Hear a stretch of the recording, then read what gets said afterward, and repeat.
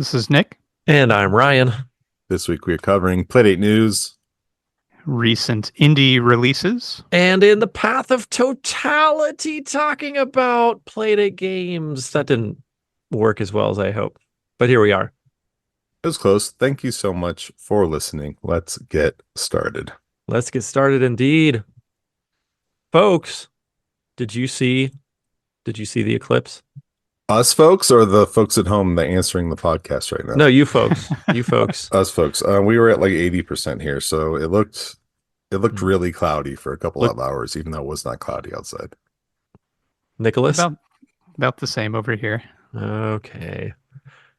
My family and I got to see it. This is the first time I've ever seen a total eclipse, and my gosh, it was quite memorable. Pretty cool. I don't know if this fits into the podcast at all, but I'm fresh back less than 24 hours ago, so it's on my mind. Play your Playdate during the totality? No, I was trying to think if there was some sort of a eclipse themed game that I might be able to photograph, but no, I didn't take any products with me to photograph for the eclipse. I just sort of enjoyed it, and very glad I did. And my 10-year-old son got to see it, 34 years before I ever did. So that was neat to share with him. Yeah, it was incredible. Oh, go ahead. Sorry. I was going to say, I think our longtime listener, Ian Harrower, said it best. I saw some post of his saying, like, people who didn't see the eclipse don't want to hear about it, and people who saw it have stories of their own. So I guess I'll stop talking about it now. But it was fantastic. I hope everybody listening is able to see a total eclipse at some point. Get into that path of totality. It's totality or bust for real. Watch the NASA live stream on YouTube. I had that going, and it was interesting. Cool. Yeah, and there is actually a Playdate game that coincides with the eclipse stuff. So we'll get to that in a little bit. Is that right? Is Cranky Eclipse coming out now? No. Well, it might be, but I don't know about that one. There is another game though. Okay, I'll wait with bated breath until the indie inventory, but until then, we should get started with our boop news and notes for this episode. Let's see here. Starting off with, oh my land, guys, not great news. Did you hear that $400,000 worth of Playdates were stolen? Yeah, how many Playdates is that, I wonder? I did the calculations, and it ends up being 2,000 Playdates. They did not say a specified number of Playdates, but divide 400,000 by 200, the retail price of the Playdate, and you come up with 2,000 Playdates. So it sounds like a pallet or so was absconded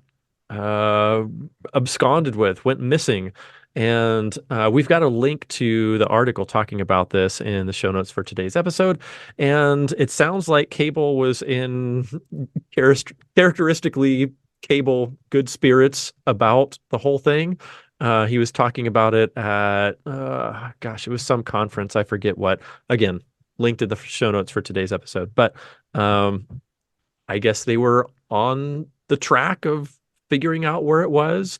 Some sort of shipping mishap, but hopefully those turn up, and who knows, maybe they already have by now. I haven't really followed up to since this came to light a week and a half ago or so.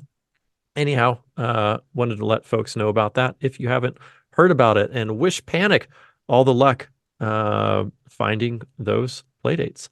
I think I saw on Reddit or on Discord that some were being registered in North Las Vegas. You register your system and you sign up for your gamer tag and whatnot. Some were showing up in North Vegas, and I think they are able to track the serial numbers when you log on. But if you're just Joe Schmo, you buy one off eBay, like, you're not really committing a crime by buying a Playdate. So I don't know if they brick them remotely, if that's the way to go, or hopefully just insurance takes care of it. But we do have an insurance expert here. I don't know. Nick, you want to chime in on this with an expert opinion? As far as legality, I don't think it's legal to own stolen property, even if you weren't an accessory to the crime or True. Directly related to it. So, not sure how this will shake out, but it is interesting as far as insurance goes. This is shipping related, so it all depends on if it happened after it was unloaded, if the bill of lading was signed, all those kind of things, and how it was actually packaged and put together. There's a lot of factors uh, depending on that, and I am certain that they've been talking to their adjuster, and that's the correct course of action. Don, interesting that you should bring up some of them were turning up in North Las Vegas, because I think that's around where they were last tracked. Again, it's been a little bit since I read this article, but check it out, and hopefully Panic can figure out this mess. Sorry you're dealing with that, Panic. That is a bummer. Sort of ironic, because, Cable just came out a few weeks ago saying, rah, rah, sis, boom, bah, you can buy a Playdate and get it now, barring any unforeseen circumstances. Right. Now we've got this. I think they're still shipping them as people buy them, but I haven't heard anything otherwise. But this is really a bummer of a wrinkle. But they need to find like a new shipper, because it says here that they were the same pallet or another set of pallets was just delivered to a construction site next to a Circle K next door to the shipping center. I think that was the same one. I think that was the same one that went missing. Really? Yeah. Because I read in that same article that the one that went missing was reported at a Circle K or something. Anyway, somebody grabbed the ones by the Circle K and took them over to the shipping center. Okay. So maybe those were later stolen, but it sounds like this was after the stolen ones. Huh. Anyway, what the hell is going on in Vegas? All right. Come on, Vegas. Help Panic out. Get it together. All right. The next news and note is a bit of a follow-up from our previous episode. Last episode, we had a Ryan chosen pick of the week, and I received some correspondence with the Water Flow developer, who said that the new speed function is implemented. I don't know if you remember this, but there was some wackiness to do with the water speed as we were playing the game. Basically, it was crank oriented, crank it forward to speed it up, back to slow it down, or vice versa. But now there is a press B or use the crank for adjusting the speed. So basically, there's a standard speed, press B, it speeds up, press B again, it speeds up even more. And then if you press B a third time, then it goes back to that standard speed. You've also got some visual feedback for the speed. So prior to this update, the crank mechanism, you basically just had to watch your water flow, and it would flow faster if you cranked it up. But sometimes it would just automatically crank back down or crank up to real fast. And now you have some visual feedback on the left-hand side of the screen where there's like 3 hollow dots. And if you press B, those dots start to fill up and the speed starts to increase on the water flow. So I thought all that was really fantastic that he incorporated B, incorporated visual feedback, and kept that crank mechanic for people who enjoyed it. Yeah, nice work on that. So I really like the crank mechanic, so I'm glad that stayed. Of course you do, because I did not. We have to hold opposite opinions about everything. Ryan, it looks like your score is slipping on the leaderboard here. That's not part of the news and notes, Don. Oh. But Nick, the only reason I didn't like it was because whenever I used the crank, it was not consistent for me. Like I'd crank it up to keep it going fast. This really sounds like a Ryan problem. That's what I'm hearing. I don't know. This sounds like software to me. But anyway, let's move past this software difficulty and Ryan score slipping and move on to the next news and note, which is the fact that one of our games of the year for 2023, I think was it my top game? It might have been my number one game. Yeah. Fall of Elena Temple is the game we're talking about. This is being ported to virtually everything. Evidently, it's going to be on Switch this month, like in April. Wow. Then there's going to be Fall of Elena Temple available on Steam. Evidently, there is a demo available right now, but it's going to be available for realsies in June. It's also going to be on Xbox and PS5 sometime between now and June. I saw this on the tweeters, and once again, we will have a link in the show notes for today's episode if you'd like to take a look at that. But essentially, if you want Fall of Elena Temple in every corner of your life, it's happening. So wanted to let you know about that. Thoughts on fall of Elena everywhere, guys? Load your eShop bucks now. Yeah, it looks similar to, I think, Elena Temple. The first one kind of had like a fake Apple II looking screen when you would play it on an Xbox or whatever. This one has sort of a fake looking Playdate screen in somebody's bedroom, and you play on a little Playdate. It's pretty cool. Huh. That Maybe is after cool. they put out the Switch version and put it on Steam, they'll have a fake Switch screen on there for everybody. Too advanced, too modern. But yeah, that's pretty exciting. That's very cool. Yeah, I thought so too. Cool. Well, you can check Definitely it out in very the show. cool. Congrats. Yes, indeed.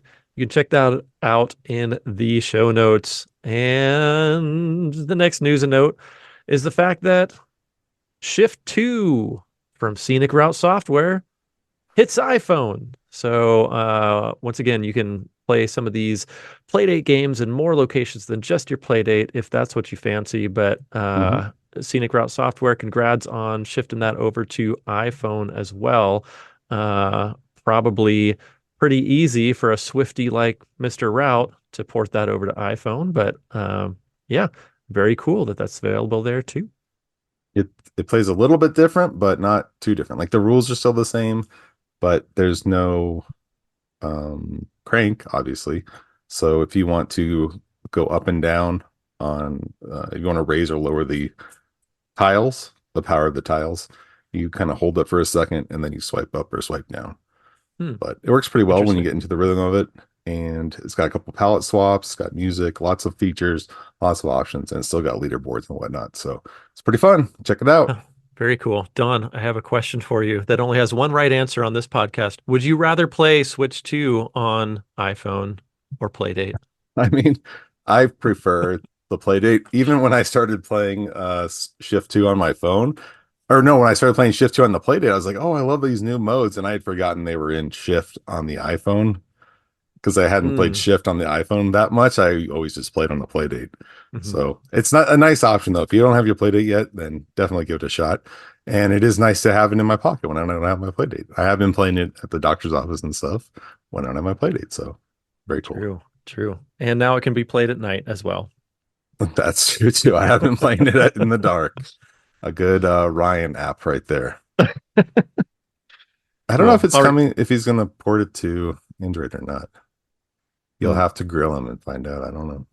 I have a feeling not. He's an iPhone guy, He's right? an iPhone guy, yeah. So yeah. not. Yeah. Oh, well. I wish. I guess I'll have to keep playing Shift in the daylight hours. But until then, me too.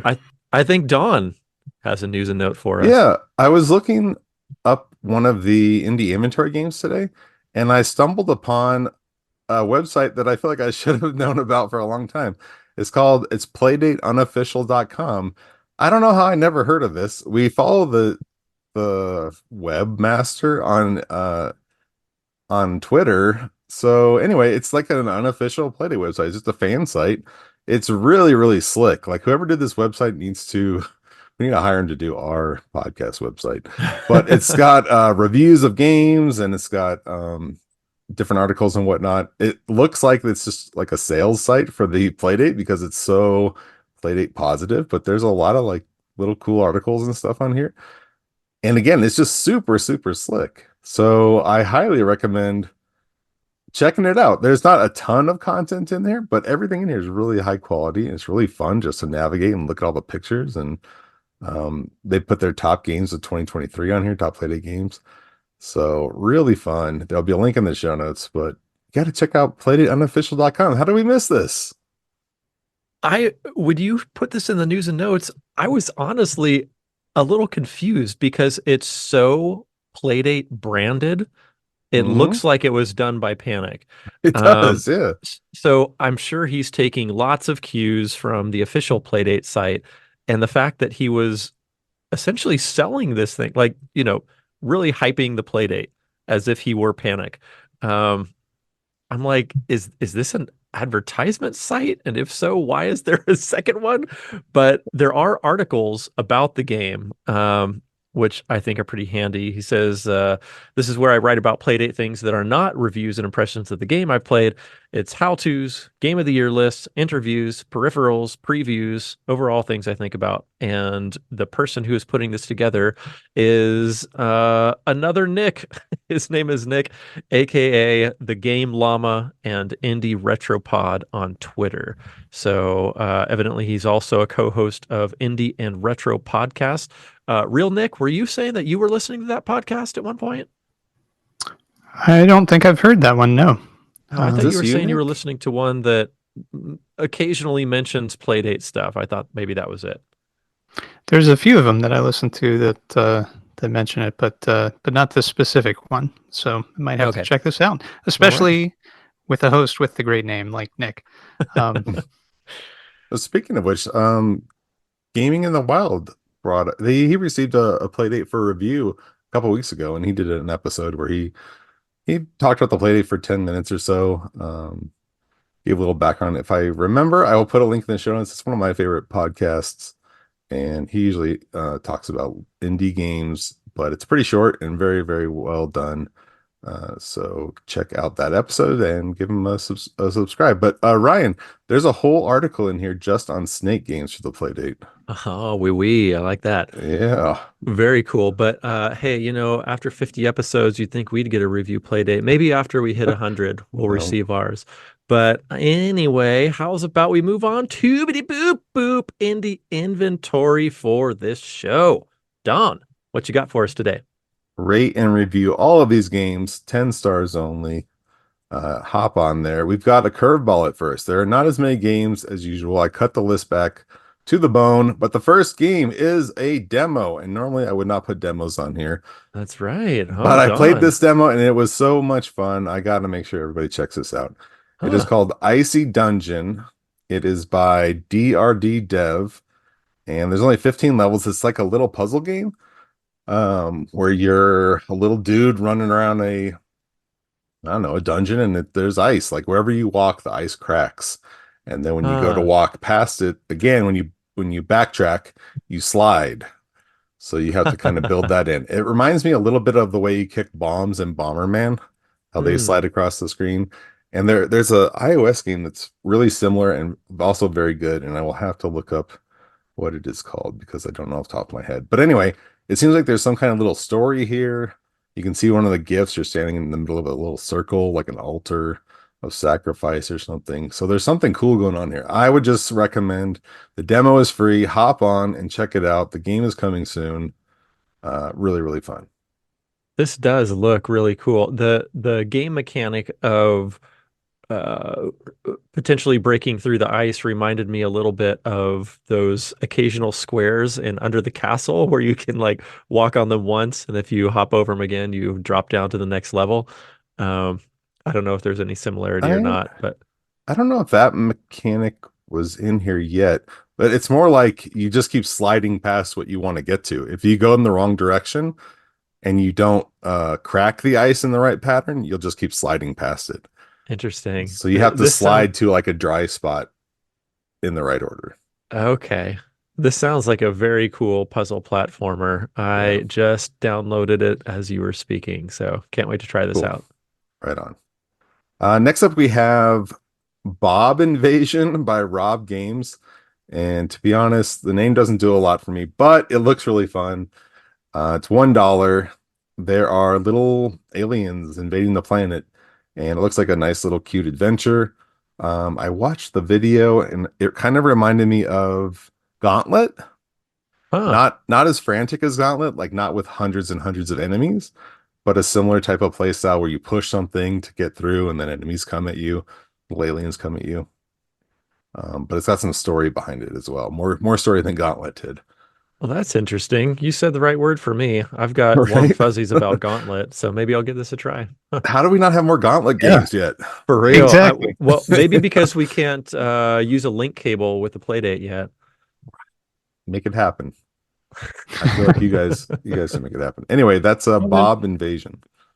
There's a USB-C port on the bottom of the Playdate. There you go. Smart people. Maybe it can be used for communication. Yeah, maybe we could, make a four-way USB splitter, right? Four-way. Yes.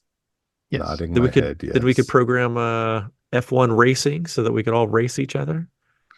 It's got Wi-Fi. Can't we play online or That something? that was the Yeah, only but that was that's the only not as four-player Game Boy game, right? F1 racing. I Am I remembering that think correctly? so. that was I- the one with the pack-in, but I think there might have been others as well. I'm not sure. Maybe In there's North one. America? I don't Anyway. know. You're the expert, Ryan. That's true. Hmm. Hmm. Here I thought I was an expert. I don't think they made many four-player games. If they did, maybe two. Anyway, Ryan, Only we knew Ryan, a handheld gaming Ryan? video game podcaster to I'll ask. eagerly await someone to prove Ryan. me wrong in our Gauntlet. Discord. Don, this is a perfect chance to plug our Discord. Maybe Ask we somebody on Discord to ask Ryan, who hosted a portable video game podcast. You all, guess what? I just searched this, and it turns out that Gauntlet 2 supports the 4-player adapter as well as Tetris. Wow. Tetris. Yeah, that's what it What? says. Which I'm wondering if Tetris? I'm curious if it means Game Boy Advance or original Game Boy. I think you're looking at a wacky site there, Mr. Baldridge. Did the Game Boy Advance use the original link cable? I don't think I so. wouldn't I think guess it used a so. different one. It used its own link its cable. own link cable. Yeah. Yeah. Well, at any rate, you know what would be good Is to do Would this be off talking- air. To stop talking Talking about the about the Game Boy. Oh, hey, I found a better list. Oh, God. F1, Here we go. F1 Race, Top Rank Tennis, Wario Blast featuring Bomberman, Wave Race, and Yoshi's Cookie. There we go. 5. Okay. Thank you. Wave Yeah. Race does ring a bell. Thank you. I was 3 off. I thought there were 2. Okay. Thank you, Nick. Everyone, check You're- out you're Nick's welcome. Virtual Boy podcast. Gaming and Virtually virtuality. Human. Virtually Yeah. Human. Thank you. There'll be a link in the show notes. And Ryan's portable video game podcast. Gaming Cast, right? That's right. You Yep. named it, Don. It's not fishing themed. It is video game themed. Anyway, check those out. But while you're checking those out, check out Touch Egg by Joel Stuff. This one, you have a hand pointing at an egg that says "Don't touch," and as you crank, your finger gets longer and longer, and you start poking the egg. And there's like an old man in front of you, and if you poke it as many times as possible, but eventually he kind of wakes up, and if he catches you, your finger goes away. So it's kind of like that Wario game in Wario mode where mom would try and This is catch you playing your Game Gear under your Game Boy incredible. under the covers. You have Amazing. 60 seconds to touch it as much as possible. So this is similar to Super Corporate Tax Avoider, huh? A little bit, yes. Yeah. I forgot Yeah. about that. How could you forget? I don't know. I was thinking, I haven't seen Squid Game, but I know in Squid Game there's like a robot that turns around, and if people move, then you die or something. This one, as long as you're not moving the finger when he's looking at you, you're fine. But when you start moving the finger and he catches you, then you're in trouble. It's Stop real poking that weird. egg. Yeah. Yeah, that's awesome. Name your own price. Give it a shot. This is where the game or the Playdate really excels. Next up by Irish Jiminy is Baloo and the Big Blue. This is a roguelike Flappy Bird style game. So do what you will with that. I just want to pause for a moment and encourage everybody to watch the Baloo and the Big Blue YouTube video that's on the itch page. It's pretty choice. I'll just leave it at that. I didn't watch this, but I am now, and it's pretty good. It's solid. Nice demo, whoever this dev is. Irish Jiminy? Yeah. Irish Jiminy. Yeah. All right. This is solid. Cool. Okay. All right. Worth a trip to itch. Do it, guys. Name What your own else you got price. for us, Don? Next up by Hugelton Instruments is POSG. This is a Playdate organic sound generator, and it's what did I miss one? It's what it sounds like. It's you experiment with different sounds on the Playdate. You throw balls around, or you adjust the way rain sounds, beating against a train window. Oh no, excuse me. The rain is separate. The train window, you adjust the horn and the speed of the train, and get different sounds on the train. I have downloaded it but not yet played, but it looks like just a fun little toy. It reminds me of Electroplankton. I don't know anything about generating organic sounds on the Playdate, but I'm really surprised that anybody voluntarily made their name acronym start with POS. I'm just used to that meaning something else. The name of the dev indicates they may not be English as a first language, I guess that's a possibility too. which is fine. All right.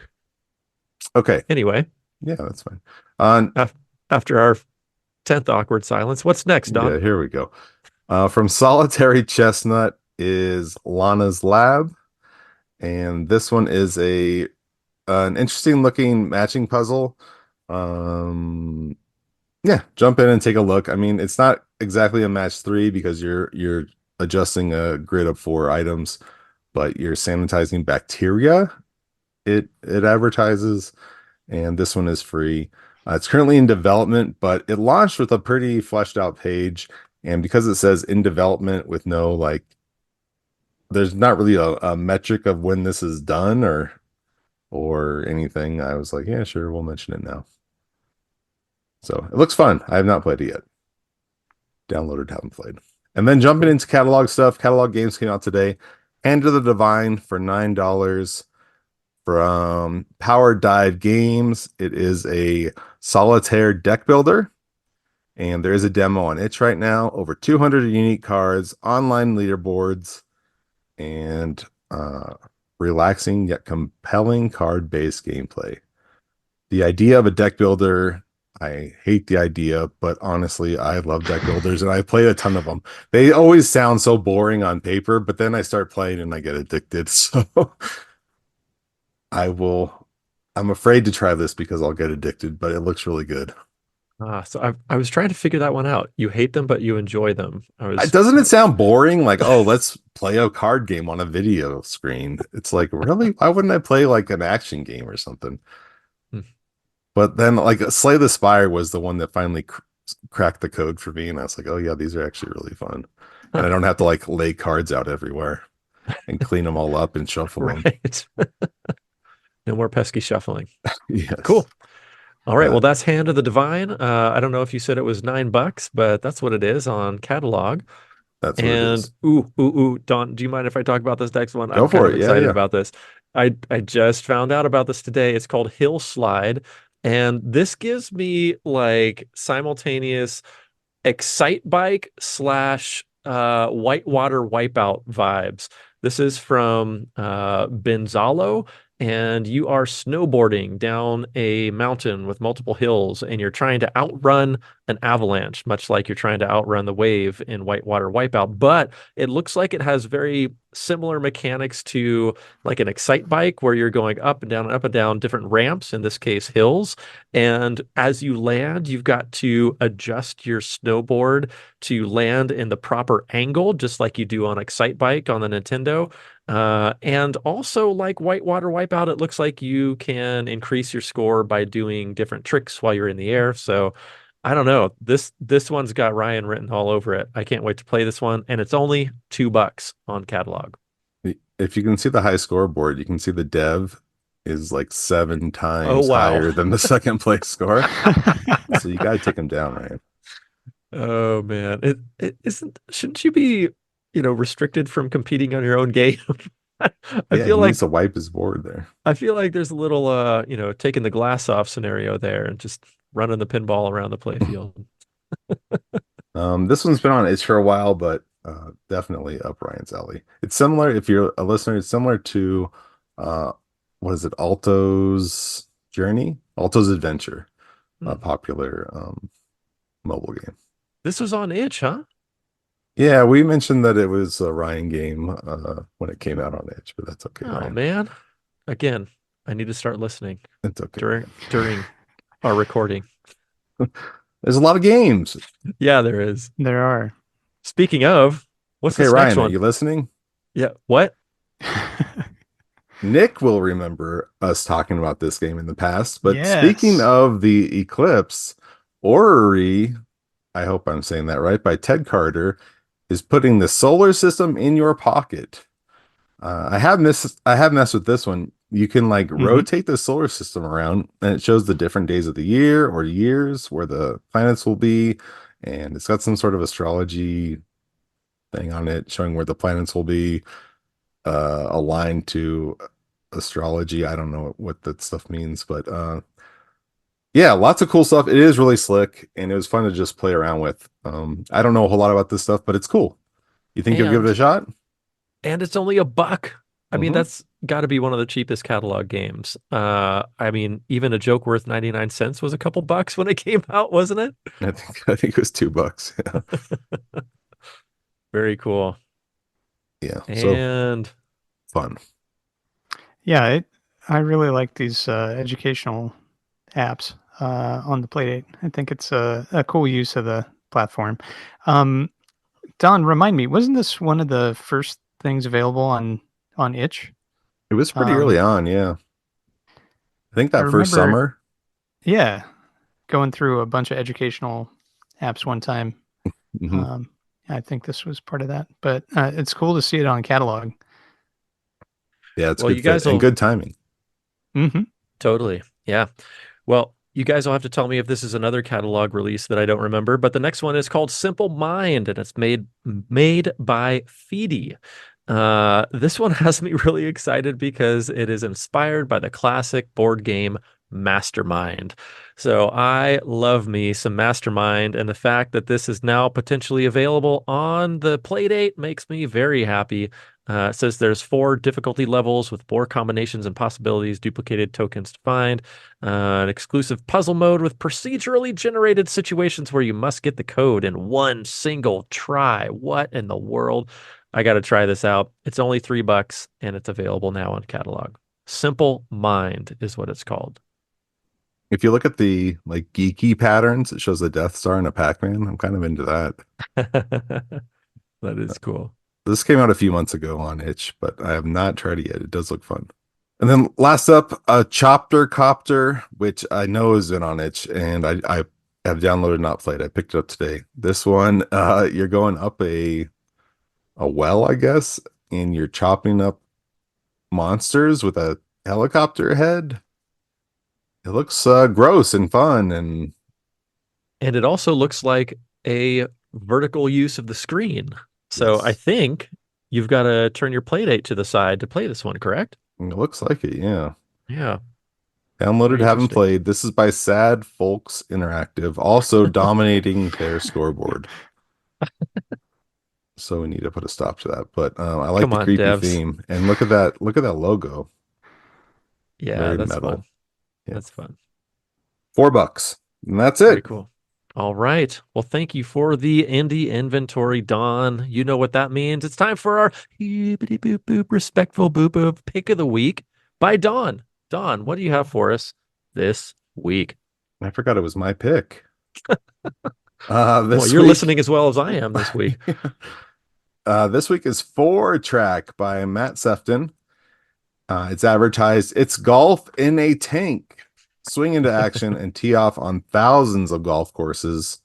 So it's got easy, normal, hard, and expert. And the idea is you are a little tank and you shoot a golf ball. All 18 holes are on the Playdate screen at once. And sure enough, you shoot the ball and it'll hopefully go in a hole. Then you drive your little tank over to the hole and pick it up and then turn your turret around and shoot it to the next hole. And while you're driving around, you leave tank tracks all over the fairway. And the idea is to make it into all 18 holes as quickly as possible. Make it into all 18 holes, period. And as you combo, you get more points. Each hole, like if it's hole 7, it'll be worth 700 to 7,000 points or whatever.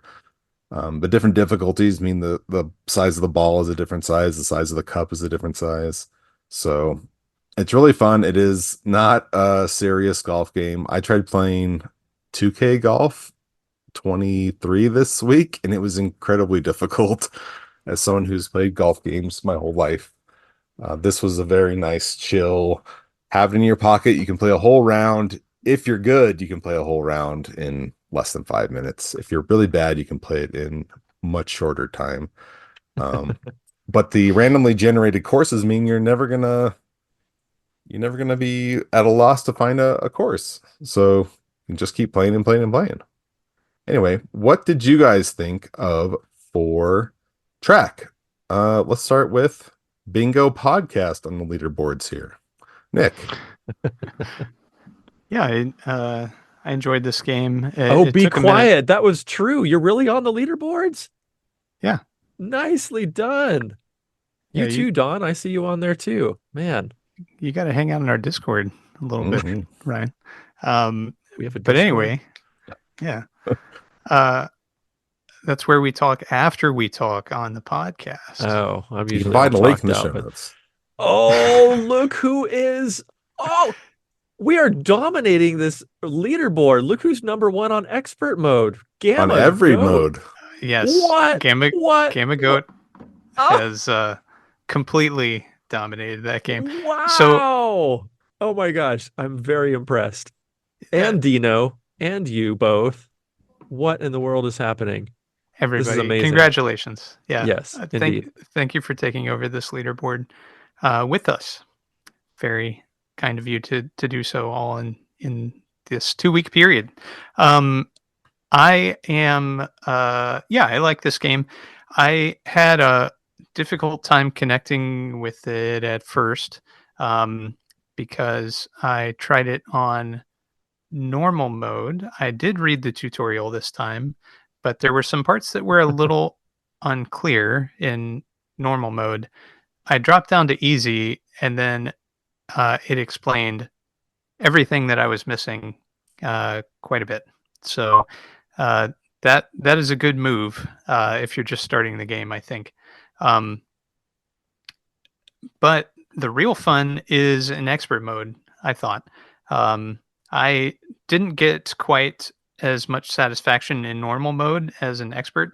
And aside from, weather conditions and wind, are there other differences? The hole size, I think, is smaller. Hole size and the ball size, yeah. And then you also have some more obstacles like water and sand in the expert modes, if I'm not mistaken. Yeah. Yep.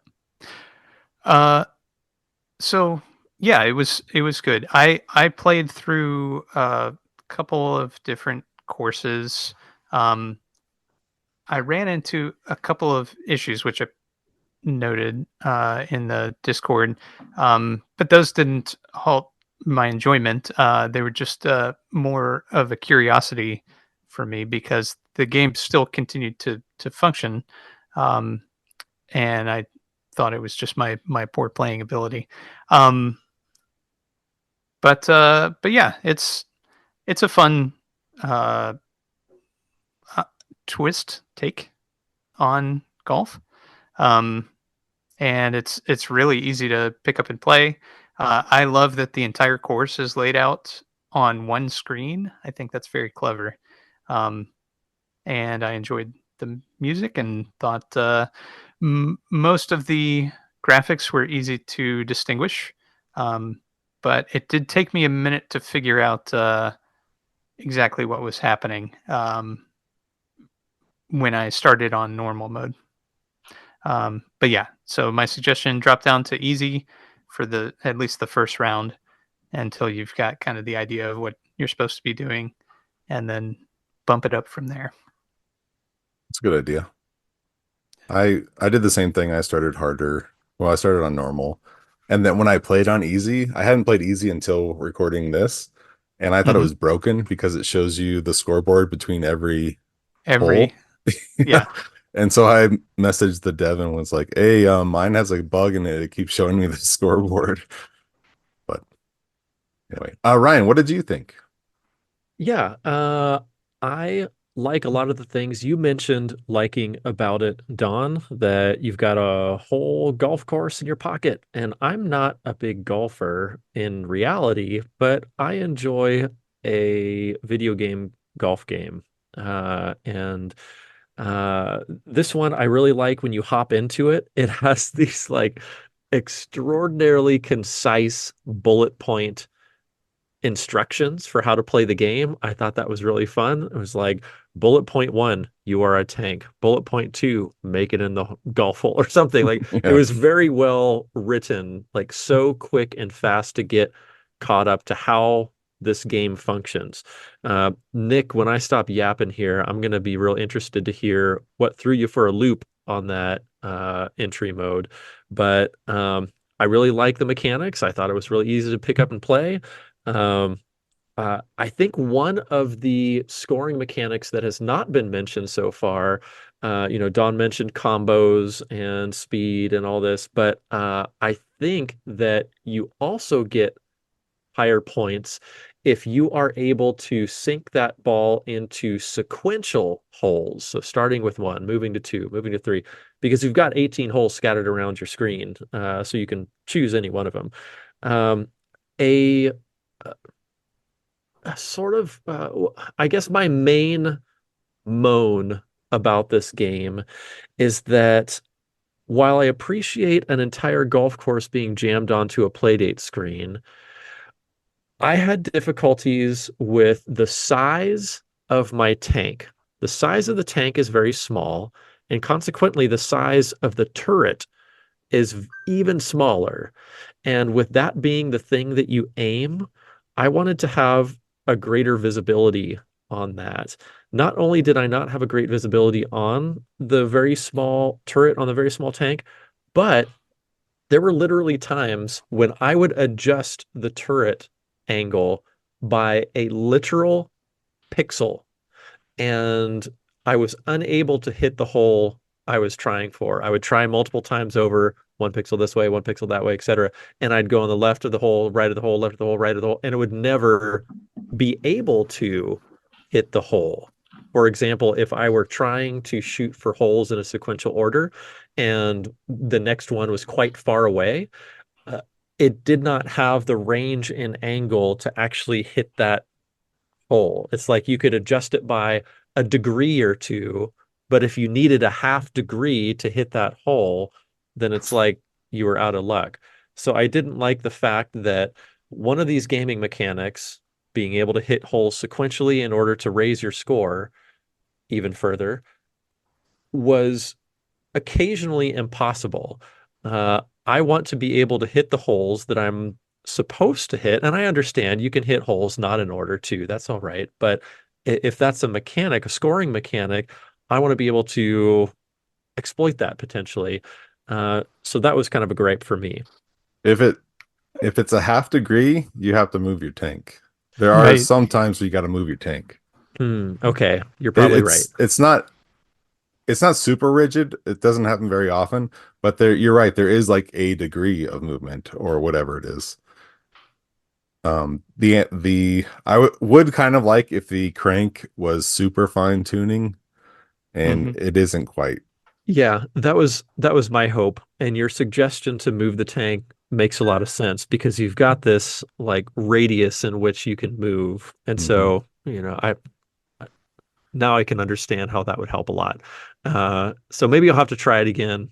I always felt like I wanted to cut down my variables, like position of the tank, position of the turret. Yeah, I I was get just that. kind of working with one, but that makes a lot of sense that moving the tank would allow you to hit that previously unhittable hole. Once you move your wheels, it feels like you're starting over. Right. Yeah. Yeah. All right, Ryan. The easy mode way to aim, I think, is that if you notice, it's pretty light, but the whole course is a grid. Like the whole thing has a grid drawn on it. And also your tanks draw heavier lines. So I would almost always try to like line myself horizontally or vertically under or next to a hole. Same. So I was always shooting horizontally or vertically. And until I got really the hang of it, I would kind of forget about doing it in order and just try and aim and get it in the hole. Cheaters. By shooting up and down or left and right. But you were talking about the scoring if you get it in order, and that's because the chain builds as you go in order. So if you get a 1 combo on hole 1, that's your lowest chain. But if you try and get a 1 combo on hole 18, then you're kind of wasting how powerful hole 18 is, because hole 18 is worth the most. It's worth 1,800 points, let's say, or 18,000 points. Oh, okay. So if your highest combo is 18 multiplier into hole 18, then you'll get the most points for it. And if you've been doing that the whole time without missing anything, you have a massive combo going into it. Okay. I guess I need to read all the words. Easy mode really spells that out because it shows you the scoreboard after every hole. And so you really see, I missed this hole, so I lost these points. And I chained this, I missed this chain, or I got this chain, I gained these points. That's really good advice that Nick already said, and I totally listened to what you said, Nick, is that try easy mode. I don't know that I ever did. I think I never played an easy mode game. It's worth dipping into. Yeah. Maybe those are the words I did not read. Something that's very hard about easy mode, in my opinion, is that I think you only get 5 balls on easy mode. Whereas hard mode, I think you get 8 balls. Yeah, I noticed that there was a fluctuation of the amount of balls you get. I think maybe from normal to hard, but anyway. Or expert mode, I think. Yeah. Anyway, I agree with Nick. I found expert mode sort of like my favorite mode. It just felt right. The size of the ball made more sense. The number of balls I had made more sense. I love that when you shoot the ball off course on any of them, it makes that like windows shattering sound, which was really cute. And I hated the music at first. I was like, oh man, this is gonna get old. But then this week I noticed that I was like getting into it and it really fit the mood. It almost had like an Animal Crossing vibe to it, like a little whimsical sound, and I kind of enjoyed it. So I really came around on the music. I wanted to ask you guys, did you notice if there's any indication of the wind? Sometimes the wind is really bad, and I can't tell. How do you know? Yeah, there's a little flag on your tank, I think, that blows around and shows the wind moving in a particular direction. Pretty sure you're right. Yeah, something about that. Yeah. Again, a very small tank and a very small flag with a very small turret. That was my main gripe about this game. Otherwise, it was really enjoyable just to kind of kick back and have a little 5-minute game of golf. Thank you for that tip. Yeah. The course I'm on right now, the ball's like curving when I shoot it. And sure enough, my little flag is like pinned to the top left corner. Yep. Okay, cool. I don't feel like the tank is too small. I feel like having the cannon be black against a mostly white background and a white tank reads really well. It is a lot of information in a tiny screen. This would be easier on the Switch or something. More legible on a bigger screen. Yeah, I didn't have trouble finding the tank. Even my ancient eyes saw that. But my main gripe was that lack of total 360 on not 360, lack of partial degrees, lack of ability to aim in partial degrees with my tank. I think those are the words I was trying to get to come out of my mouth. Gotcha. Think of it like a machine, Ryan. You may not have full analog control of every degree of movement of the turret. You start cranking that crank to wind the gears to make that turret move, and it's going to overcorrect a little bit each time. Yeah, what Nick said. Okay, I'll start thinking about that. Did you guys shoot long balls very often, where you have to hold the button down and it draws the path? I felt incredible when one of those went in. Totally.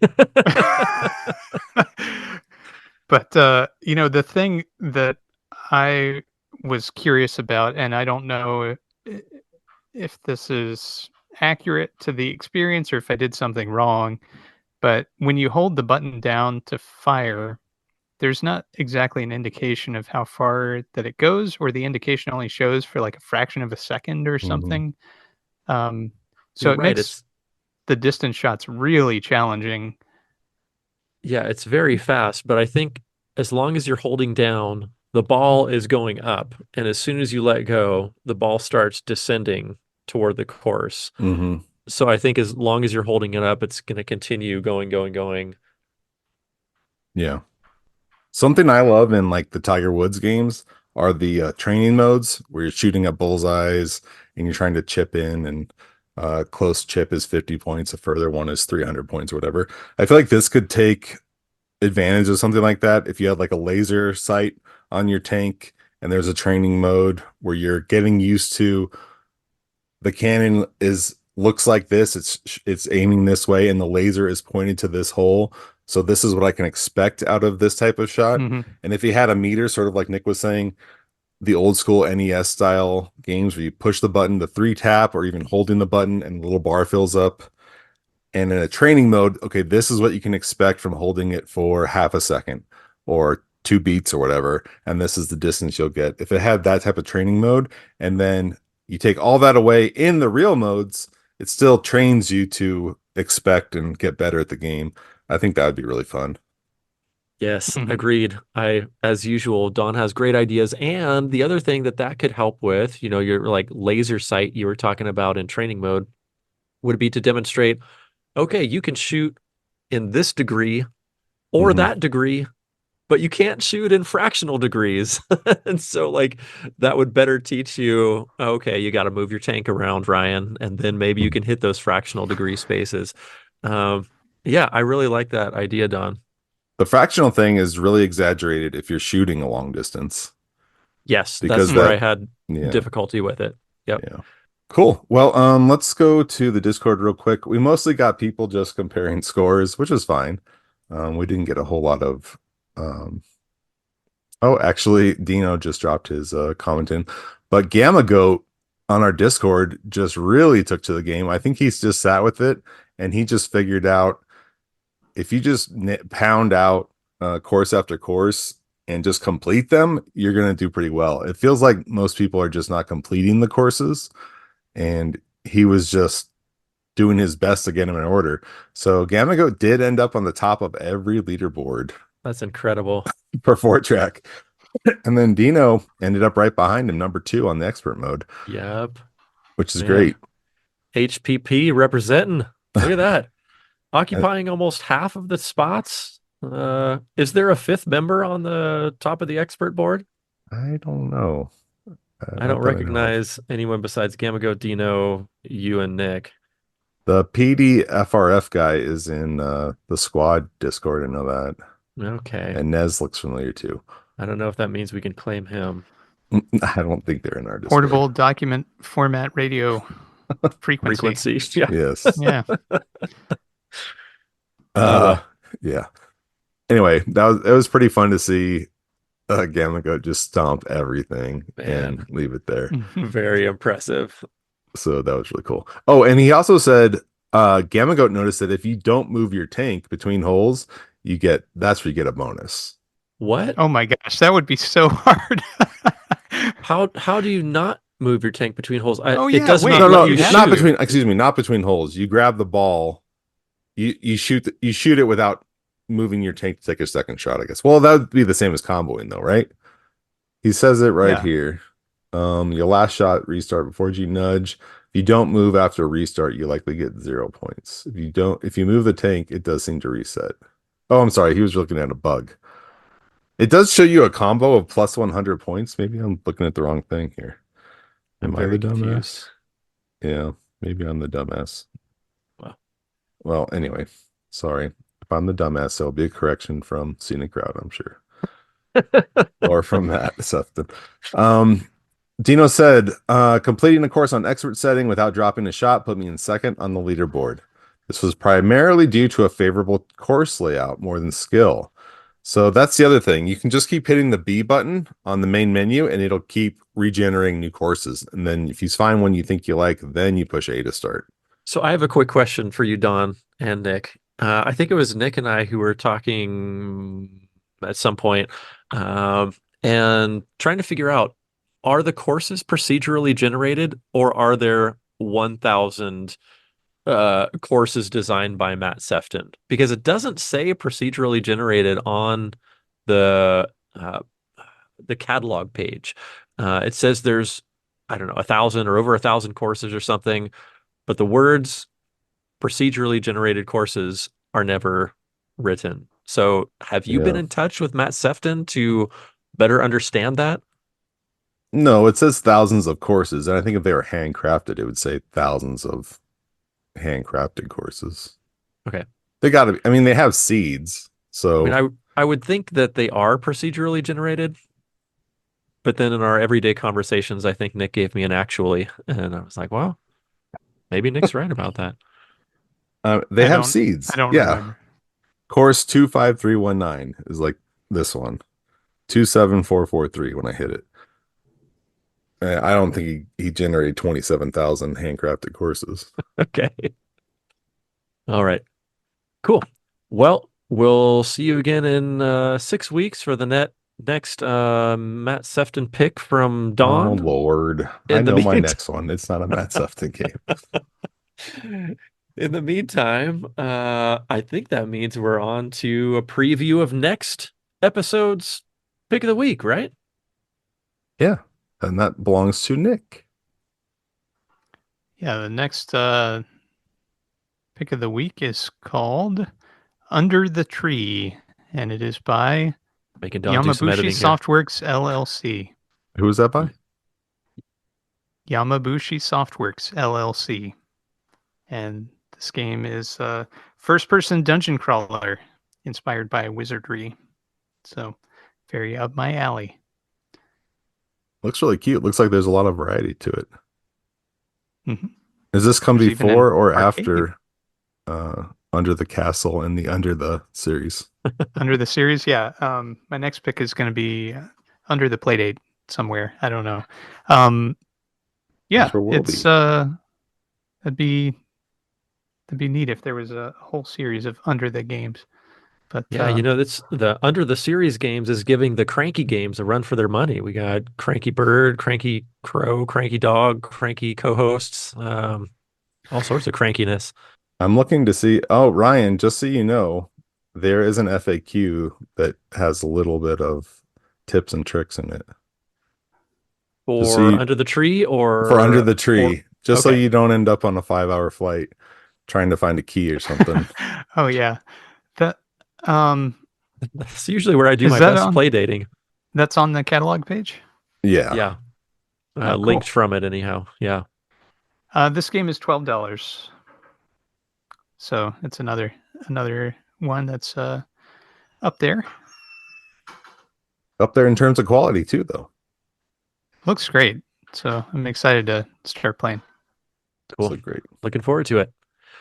Well, thanks for the next pick, Nick. I'm looking forward to checking that out with our crew, not only the crew on air, but also in the Discord. And I think that's going to wrap it for this episode. So if you want to tell us what you're thinking about these episodes, you can always contact, I guess it's Dawn, Helloplaydatepodcast@gmail.com. We've got a Discord that evidently I don't know how to get on. Need to do that. What else happens? We have a website, playdatepodcast.com. That gets you straight to our podcast. We have an Instagram at Hellopladate. What am I missing? Oh, we haven't mentioned the bingos line in a while. You can give us a call and pray that Dawn edits in your voice to our podcast at 724-BINGOS1. That's 724-246-4671. I would love to hear from you. I don't know about Dawn. But until then, it's been great chatting with you. And we don't have an outro line yet, do we? Episode 50. Yet. Only when you edit is there an outro music. All right. Well, I guess this is where we say bye. Thanks for listening, everybody. Thanks. Bye. Bye.